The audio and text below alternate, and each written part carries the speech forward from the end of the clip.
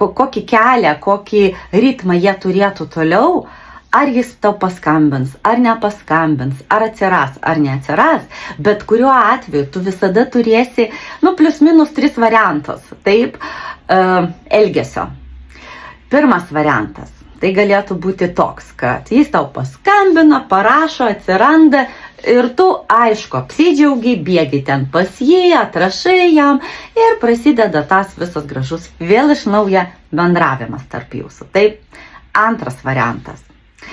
Greičiausiai po tam tikro laiko tu turėsi laiką viską apmastyti, apgalvoti ir galbūt tu ir sutiksi nueiti į tą pasimatymą, taip, ir pažiūrėti, ką tu ten atrasi pati savo, o ar galbūt tu pasikeitei, o galbūt jis jau pasikeitė per tą visą laikotarpį ir tik tada tu jau priimsi sprendimą. Ar tu tikrai nori su šito žmogum būti, ar vis dėlto tau geriau taip, kaip buvo vienai. Taip, ir toliau kažkaip kurti savo gyvenimą.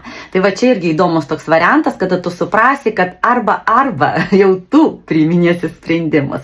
Ir trečias variantas, tai jau, kai žinok, tau visai jau nesinorės. Nei jo skambučių, nei rašymo, nei žinučių, nes per tą laikotarpį, tą savaitę, mėnesis arba pusės metų, kol jis ten sėdės ignorė ir galvos, tu apmastysi savo visą gyvenimą ir pasirinksi greičiausiai save.